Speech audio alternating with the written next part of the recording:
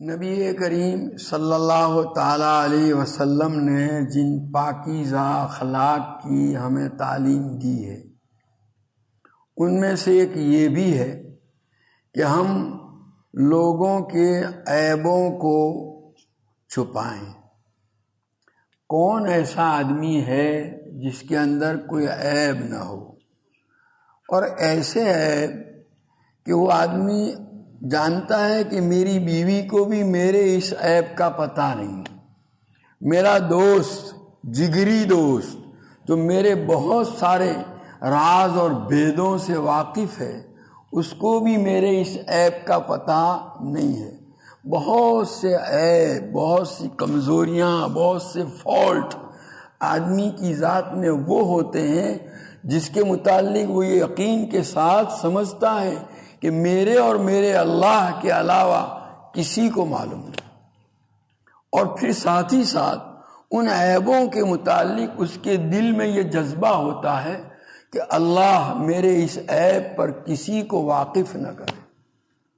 حضرت ڈاکٹر عبدالحی عارفی ایک بہت عجیب و غریب بات نقل فرماتے ہیں کہ قیامت کے روز اللہ تعالیٰ اگر اپنے بندے کو یوں فرمائے کہ دیکھ میں تجھے جنت میں بھیج دوں گا، کوئی تجھے سزا نہیں دوں گا، ایک کام البتہ ہوگا کہ تیری زندگی بھر کے جو اعمال ہیں ان کی ایک فلم تیرے بڑوں اور چھوٹوں کو، تیرے ماں باپ کو، تیرے اساتذہ کو، تیرے مشائخ کو، تیری اولاد کو، تیرے شاگردوں کو، تیرے دوستوں کو دکھائی جائے گی۔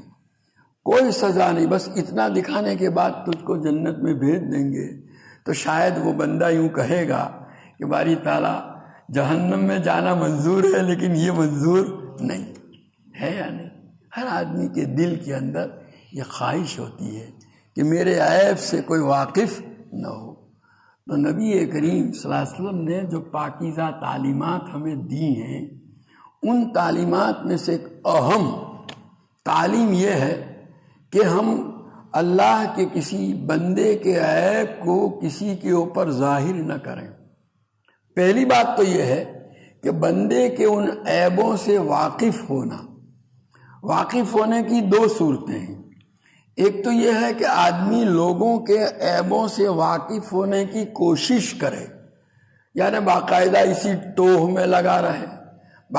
بعض لوگوں کی عادت ہوتی ہے واچ رکھتے ہیں لوگوں پر، کون کہاں گیا، کیا کیا، پوری نگرانی کرتے ہیں تاکہ ان کے فالٹ اور ان کے عیوب سے واقف ہو۔ اس کی تو شریعت کسی حال میں اجازت نہیں دیتی۔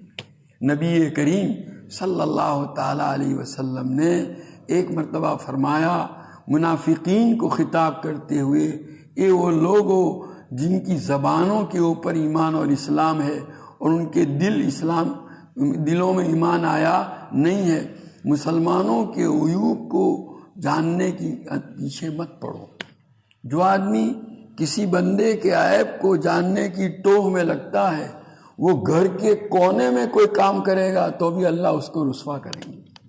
تو بہرحال شریعت کی پہلی تعلیم تو یہ ہے کہ ہمیں کسی کے عیب کو معلوم کرنے کی کوشش مطلقاً نہیں کرنی، لیکن بعض مرتبہ ایسا ہوتا ہے اتفاقی طور پر ہماری کوشش نہیں ہے، ہم معلوم کرنا نہیں چاہتے، لیکن ہمارے اختیار کے بغیر غیر اختیاری طور پر اچانک کسی کی کوئی کمزوری، کسی کا فالٹ، کسی کا کوئی عیب، کسی کو گناہ کرتے ہوئے اچانک ہماری نگاہ پڑ جاتی ہے۔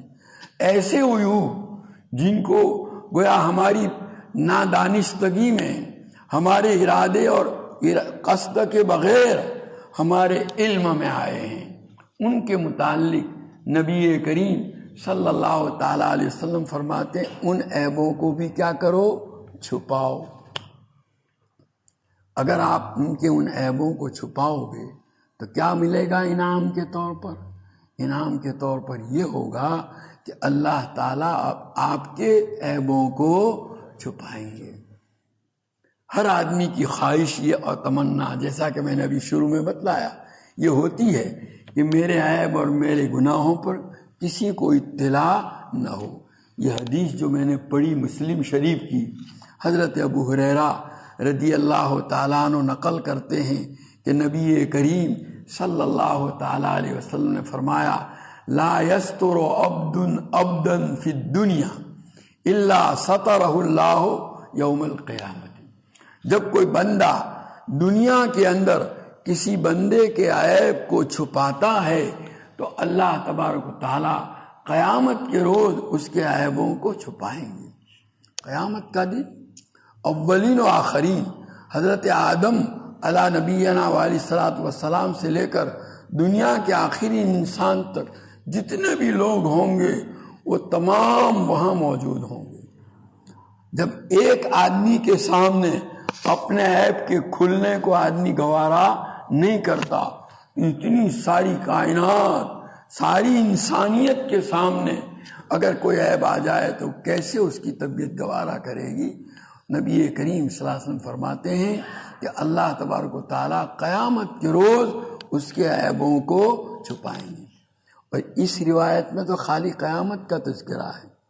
اسی مسلم شریف میں حضرت ابو ہریرہ رضی اللہ تعالیٰ عنہ کی ایک اور روایت، لمبی روایت ہے، اس کا ایک ٹکڑا نقل کرتا ہوں۔ من ستر مسلما سترہ اللہ فی الدنیا والآخرہ، کہ جو آدمی کسی مسلمان کے عیب کو چھپائے گا اللہ تعالیٰ دنیا میں بھی اور آخرت میں بھی اس کے عیبوں کو چھپائیں گے۔ گویا یہ عیب کو چھپانے والا بدلہ اللہ تعالیٰ کی طرف سے جو دیا جائے گا وہ خالی آخرت میں ہی نہیں دنیا میں بھی۔ کتنا بڑا انعام ہے اللہ تبارک و تعالیٰ کی طرف سے جو اس عمل پر دیا جاتا ہے۔ اللہ کے بہت سے بندے ایسے ہیں، نیک بندے، جو اپنی بصیرت اپنی فراست کی وجہ سے لوگوں کے عیب ان کے سامنے کھلتے ہیں، لیکن وہ اس کو پسند نہیں کرتے۔ بعض بزرگوں کے متعلق لکھا ہے کہ وہ جب گھر سے باہر نکلتے تھے تو منہ پر نقاب ڈال کر نکلتے تھے۔ کسی نے پوچھا حضرت آپ ایسا کیوں کرتے ہیں؟ کہا کیا کروں، کوئی کتا نظر آتا ہے، کوئی سور نظر آتا ہے، کوئی بندر نظر آتا ہے، لوگوں کے اندر جو برائیاں ہیں ان برائیوں کو اللہ تعالیٰ ان بزرگ کے سامنے ان جانوروں کی شکل میں ظاہر فرماتے تھے، لیکن ان کو یہ چیز گوارا نہیں تھی۔ اور اللہ تعالیٰ ایسے ہی بندوں کے سامنے ان چیزوں کو ظاہر کرتے ہیں جن میں اللہ تبارک تعالیٰ کی شان ستاری کی جھلک ہو۔ جو بندوں کے عیبوں کو چھپانے والے ہوں انہی کے سامنے، دوسروں کے سامنے اللہ ظاہر بھی نہیں کرتے۔ اللہ تعالیٰ بھی یہ چاہتے ہیں کہ بندوں کے ان عیبوں کو ظاہر نہ کیا جائے۔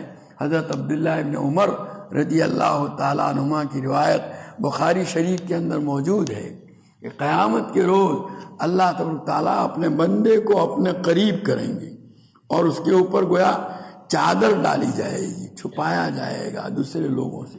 میدان حشر میں جیسا کہ ابھی میں نے کہا ساری کائنات موجود ہوگی، سب انسان موجود ہوں گے۔ اللہ اپنے قریب فرما کر کے اللہ تعالیٰ سرگوشی کے انداز میں، جیسے چپکے سے کوئی کان میں بات کرتا ہے، بندے سے پوچھیں گے تو نے فلاں روز فلاں کام کیا تھا نا؟ اب ظاہر ہے اس کے سامنے وہ کام آئے گا اور وہ اس کا انکار نہیں کر سکے گا، وہ اقرار کرے گا جی باری تعالیٰ میں نے کیا تھا۔ باری تعالیٰ پھر پوچھیں گے فلاں روز تو نے یہ حرکت کی تھی نا؟ تو وہ اقرار کیے بغیر چارہ نہیں۔ جب سب اقرار اللہ تعالیٰ لے لیں گے اس وقت اللہ تعالیٰ فرمائیں گے کہ میں نے دنیا میں تیرے عیب کو چھپایا تھا، آخرت میں بھی چھپاتا ہوں اور معاف کرتا ہوں، جا جنت کے اندر۔ اللہ ہم سب کے ساتھ یہ معاملہ فرمائے۔ لیکن بھائی جب ہم یہ چاہتے ہیں کہ اللہ ہمارے ساتھ یہ معاملہ فرمائے تو ہمیں بھی چاہیے کہ اللہ تعالیٰ ہم سے جو چاہتے ہیں کہ اللہ کے بندوں کے عیبوں کو ہم چھپائیں تو ہمیں اس کا اہتمام کرنا چاہیے۔ اللہ تعالیٰ مجھے اس کی توفیق اور سعادت عطا فرمائے۔